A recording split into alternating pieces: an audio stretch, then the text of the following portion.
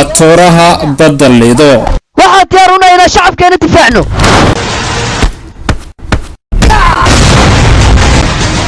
inta badan bulshaweynta Soomaaliyeed ee ku nool daafaha dunida ayaa waxa ay daawadaan aflaan kala duwan oo ay sameeyaan dadyow ajaanib ah sida Amerikaan, Hindi iyo weliba Turki. balse arrinku kaas ka duwan. Cismaan Salaad Daahir oo loo yaqaano atooraha badda lido ayaa soo bandhigay xirfad iyo tababaro ka sareeya atoorayaasha u shaqeeya Bollywoodka.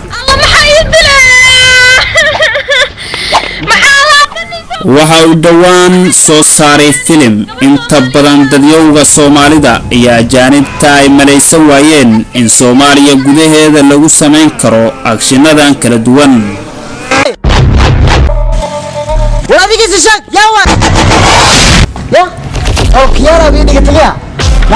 waxaa diyaaruna inaan shacabkeena difaacno.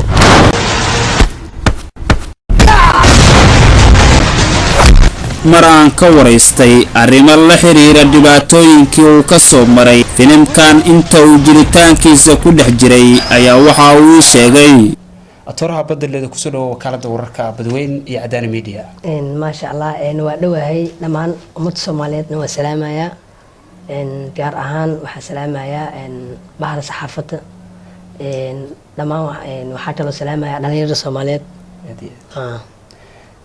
atooraha badda ugu horeyn waxaad ummadda u sheegtaa inta badan dhalinyarada iyo dadka ku daawada waxay ku yaqaaneen atooraha badda lido. atooraha badda lido magac asmaa lagu dhahaa magacaaga dhameystiran u sheeg ummadda. waxaa la dhahaa Cismaan Salaad Daahir aan la dhahaa atooraha badda waxa waay naanees shacabka Soomaaliyeed ay bixiyeen markay arkeen adshimadii iyo qaabka macnaha waxa uu jilaayo iyo dhalinyarada madadaalada aan u sameynayay sidaas ay ilu bixiyeen atooraha badda lido. waa gartay dhalinyarada ku bixisay magacaas. ma sha Allah waa magac wanaagsan. waxaa la dhawaan waxa soo wadaa filim ee aad uga hadlayso dhibaatooyinka gabdhaha Soomaaliyeed loo geysanayo sida kufsiga iyo waxa la midka. marka bal filimkaas magaciisana la wadaag si dadkuna u soo ogaadaan inta soo bandhigin. wallaahi filimkaas waxa la dhahaa magaciisa dulmiya laha waa filim oo cajiib ah waqti badanna waa gelinay adshima cajiib oo macnaha la yaabtiin waxa waaye waa arkaysin. aad iyo aad mar aan daawanayo filimka qayb ka mid ah walow aan soo bandhigin laakiin aad tusisay waxaan u jeeday qaab aan Soomaaliya looga barin aan horena looga aqoon xitaa Afrika aan laga aqoonin oo ah qaabka Hindi iyo filmaanta aan fiirsan jirnay Shaaruqan iyo waxa waaye waxaas ay u soo dhacay yaa ka gacan siiyay filimkan aad soo saarto ama aad soo bandhigto. wallaahi filimkan dad badan ay dhiirigeliyay inaan soo saaro waxaan ilu qasbay inaan soo saaro filimkan inta badan Soomaalideena hada Soomaalinahay waxa sameynaa majaajilada iyo maaragtay waxyaabaha toobida aan ku dheereena markii waxa ku fikiray filmaanta adduunka laga sameeyo ayka maskax ay leeyihiin anagana maskax leenahay marka anaga maskaxda ayka ay leeyihiin maskax lamida inaan yeelano maxaa noo diiday waa leenahay maskax oo waa sameyn karnaa waxa ay ka sameeyaan wax ka sii fiican inaan sameeyno waa jecelnaa. aad iyo aad kulley waxaa matalaysaa in Soomaaliya ay la mid noqoto wadamada Hindiya oo kale filmaanta ay soo saaraan oo kale marka filimka noocaas aad ka rabtaa ila tahay adiga waxaan u baleynaa markii la fiiriyo Soomaalida inteeda kale dabcan xirfadan dad badan waxay leeyihiin ninkaan inta ku soo bartay wadanka Hindiya ma ka imaatay mise maya aniga Soomaaliya ku dhashay Soomaaliya ku soo barbaaray dhulkii hooyo Soomaaliya joogaa waxa waa hadeertaan insha Allah waxa rajeenayaa inaan dhulkii ku dhinto. aad iyo aad marka xirfadan atooranimada iyo qaabkan aad wax u jilayso inaad dirbi ka soo boodo inaad wata hawada geliso oo kale dabcan waa wax nagu cusub oo inta badan hore uma aqoon adiga ka baranay marka xirfadan yaa ku baray adiga. wallaahi xirfadan qof walba macnaha hami iyo wuxuu leeyahay rajo ana xirfadan waxa ka leeyahay hami iyo macnaha maaragtay rajo weyn oo aad u weyn insha Allah waxa rajeenayaa bulshada Soomaaliyeed inay maaragtay ilu dhiirigeliyaan rajada aan leeyahay waxa jecelahay inaan noqdo atooro weyn oo adduunkana la yaqaano si macnaha maaragtay iskala barajeeno adduweynaha filmaanta ay sameeyaan oo anagana inaan wax sameyn karna aan u tusiyo aad iyo aad hor sharaf weyn ay ii tahay inaan maanta la fariisto atooraha badda lido oo runtii soo bandhigaya riwaayado kala duwan oo arki doonteen haddii aan la yiraahdo shaashadaha kala duwan ee Soomaalida iyo kuwa caalamka intaba aad ka daawan doonteen ayagoo afka Soomaaliga iyo kuwa Ingiriiska ku bixi doona haddii aan la yiraahdo marka atooraha badda lido ma aragtay dad caqabada ku hor imaaday marka filimkan sameynayso kale caqabada ka wallaahi way jiraan dad badan waxa jiraan markay maqlaan atooraha badda ee dhahaan martad kaas ma atoore warkanti ma baran leh warkanti oo caatade war waxaan atoore ma ahan dad badan dhahayo marka waxa u sheeday hal fariina u tiraya waxa leeyahay atooreyaasha weyn u jeedin waxa waa tada hanti soo jiliyay dhaqaale soo jiliyay tada macnaha maaragtay dhiirigelin soo siiyay marka ani dhiirigelin la u baahanahay bas asir wuxuu sameeyay waa sameyn karaa inniina hatirtan u jeedin muxuu dhiiriyay waxba ima dheero saas ay taana ka fiican oo Soomaaliya oo in la dhashay oo walaalkiina marka hal joojiyo ana macnaha xaq u leh wadanka أنا جرب هالإسيو. أدي هذا وأهل ونكسن إن أطورها الصومالية جرب للسية ولا أطورك كلا بيجرو أطورها لنا هو أطوريال بدن ما لقي بين صارت الصومالية. وصار يا إن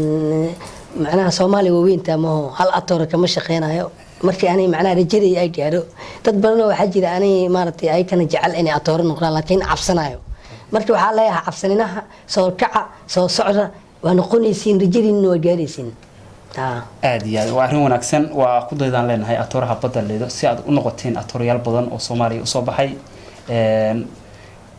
inta badan wax ku soo codsaday oo ku yiraahdo sida dadka filmaanta dhigo Hindiya oo ma laga codsado wallaahi codsiyo iskayri uu jira laakiin wali codsi weyn ma arkin oo dibadda ka wali ma arkin dadka jecel inay atooran noqdaan waxa ay ka leedahay wallaahi waxa leeyahay in horto atooraha tii la maqlo hadirtan waxa waaye waxaan qofka koowaad oo hadirtan macna atoornimada kursiga u saaran waani aadiya hada atooraha tii la maqlo tii bata miya ay leeyihiin ku qaar war ma tii bata waa mid Hindi marka waxa leeyahay in kursiga ana hadda saaran waa sharaxanahay marka toos hal iiru oreeyo adinkana waa soo fuudaysiin qaybta tanba soo fuudaysiin aad ya dhalinyaro badan oo ku daawanaysa iyo dadyo kala duwan oo Soomaaliyeed caalamka intiisa ka daawanaysa yaa jecel runtii ayaga la tirada in atooro ay noqdaan oo adiga ay kugu daydaan marka waa fariin fiican waana dhiirigelin waxaan leenahay dhalinyarada Soomaaliyeed iyo inta daneynaysa inay atooraha badda oo kale ay noqdaan ha isku dayaan xirfadaas waxana ka bartaan atooraha badda haddii Muqdisho joogaan iyo haddii goboladaba ay joogaan inta badan tababarada Muqdisho ku bixisa tababarada badan waxa arkay aad ku banagto xeebta leedo kale adiga tababarka waa xeebta leedo bas ma xeebta bas maahan in meeshaan hadda u jeedid studio leeyahay yani xarun leeyahay oo maaragtay adshimadii waxyaabahaas lagu sameeyo dad badan macnaha ku dhiirigeliya adshimada dad badan macnaha baraasi wax loo jilo marka waxa waaye jila waxa waa hadda waxa rabaa inaan sameeyo filim aad weyn oo maaragtay 500 oo qof rabaa inaan isku keeno si macnaha u sameeyna filim weyn oo dhameystiran aadiya waxaan u jeedaa mar aan filimka aan fiirsanayay qaybihiisa ugu horeeyay waxaan u jeedaa dad badan oo kula jilaya sida gabdho iyo wiilal iyo intaba dadkaas dad adiga ku shaqeeya mise waa dad adiga waxa saaxiibada iyo wax la mid ah maya dadkaas waa dad aniga la shaqeeyo aniga macnaha baray qaabka wax loo jilaa baray ay tan macnaha hubiyooda waa inay wax jilaan anina markii ku dhiirigeliyay si ani wax ila jilaan aytana macnaha wax u bartaan aadiya marka filimkan adiga soo alifay miya mise dada ku kanoo dhiirisanay maya filimkan ana soo alifay social media waxa ka batay in gabdhihii la kufsado oo lagu faano hebela gabar kufsaday hebela saan hadartan gabar kufsarabo gabartan heblaaya hadda soo kufsaday marka in aan iska dhaafno kufsida waa la fiican yahay gabdhihina Soomaaliyeed qiimo leeyihiin markii waxa waaye marna waxa waa hooyo noo yihiin mar walaal noo yihiin mar xaas noo yihiin mar saaxiib noo yihiin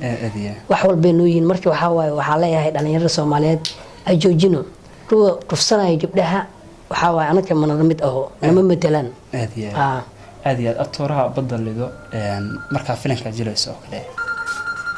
waxa wada dharkan booliska dharka booliska ma booliska ku siiyay mise maadaama ognahay magaalada inaan dhar booliis aan lagu qaadan karin qof shacaba mise adiga waa su'aal loo baahan yahay waxa la yahay anigu waxa kamid ahay ciidanka booliska Soomaaliyeed ayaa kamid ahay marna macnaha maartay waxa jila barnaamijyada iyo riwaayadaha waxyaabahaas ay u barateen marna waxa diyaar u ah inaan difaaco wadankii hooyo oo maartay cadowga aan la tirarno oo iska dhacino dhamaan ciidanka waxa uu sheegayaa inay macnaha hor u sii socdaan wadanka anaka askale cadowga waxa waay waajibinina insha Allah haduu ilaahay marka booliska inta badan waxaa lagu yaqaanaa maadaama wadankeena u burburay booliska dib u soo kabanayo inta badan dadka loogama baran boolisku in sidii hore ay sii ahaadaan balse ay kabasho ay ku jiraan maxaad ku dhiirigelinaysaa booliska Soomaaliyeed wallahi booliska wax badan maadaama xitaa adiga aad ka tirsantahay qayb booliska horta waxa waay wax badan iska bedelay intaas oo sana burbur soo marnay maanta waxa waay insha Allah burburku waa ka baxnay wadanka uu dhismay ciidanka waa israaceen booliskina waxa waay uu hormaray booliska waa saaxiibka bulshada marna waxa waay ilaaliyaha marna waxa waay mataqaanaa waxay u fadhiyaan banaankaas iyo dhaxantaas u fadhinaa marna waxa diyaar u nahay inaan macnaha maartay inta qosalsiino idan shacabkeena yatiin shacabka Soomaaliyeedna la shaqeeya ayaa leedahay shacabka Soomaaliyeed waxa leeyahay la shaqeeyaan in ay la shaqeeyaan leeyahay marka filimkan aad soo soomaysay goorma tahay inaad umada u soo bandhigto asagoo dhameystiran oo wax walba leh wallahi filimkan hadda aan sameeyay waxa rabaa dhawaan haduu Ilaahay yiraaho inaan idin soo bandhigo oo idu tusiyo inaan wax walba aan sameyn karno laakiin ay jirto xaasidnimo ما شاء الله أتورها بدأ الليدو وارنتي قف جعل إن سومالي حرمة إيجارته سومالي نمضى يودين الانتباه يكون انتهي وادي رجليها اللي يرد معناتها رنتي وأنا كان فرحان أي نقطة أنا وكالة وركب بدوين إعداد ميديا أنا الاستوديو سأكون خانة ورئيس كمان الله يلنا بدي قالوا يلا وحرجينا أنا إذا كنا كفاية سنوات في المعناتها وصوّلا وهو دقيقة هنا انتباه ورار عندهم تان marka atoorha badal leedo umada Soomaaliyeed aad waxa u sheegaysaa marka dhamaan umada Soomaaliyeed waxa leeyahay nabadda aan ka shaqeyno wadankan anaga iskale anaga ta ilaali weyno cidno ilaalinaysa malaha dhulkeena waxa waay anaga ilaalsanayno anaga cadawga iska dhicinayno marka waxa loo baahan yahay inaan gacmaha is qabsano dhalinyaranahay wadankeena waa ilaalsan karnaa dhamaan umada Soomaaliyeed fariintaas u tiraya aad ugu dambeyn dadka ka aaminsan in atooraha badda oo ilmihii haleynayo ah dad waxay aaminsan yihiin in kan ilmihii haleynayo oo kale because waxa aysan sameyn karin sameeyeen qof suuqa jabi kara qof gacan ka jabi kara intay doonaan isku dayaan wixii adiga sameynaysa qof la ku jabi kara marka dadka saas aaminsan oo waxyaalaha xun ka aaminsan maxaad u sheegaysaa ay kala turkooda wallahi way jiraan dad badan oo wax xun ida aaminsan in aan ciyaalka aan jabiyo in ciyaalka macnaha haleynayo maartay film ay ku waasheen marka waxa leeyahay wax walba horta waa rajo ani macnaha ma ahan waxa sameynayo wax xumaan ma ahan waa wax macnaha rajada iyo hubbiga inaan gaaro aan jeclahay feerna adduunka waa laga ciyaaraa oo waa laga sameeyaa action iyo karatayna adduunka waa laga ciyaaraa marka anaga taa wax walba waa dhaheeno waxaan waa saqajaanimo waxaan waa xun marka dad macnaha horumarka diidana tihiin anina marka inaan horumarkeena aan diidin ma yeelayo aad iyo waliyaad atooraha badda waa maasantahay mid kalena waa idin sheegayaa in aaminaha macnaha filmaanta kalete aamina filinkiina dhulkiina hooyo lagu sameeyay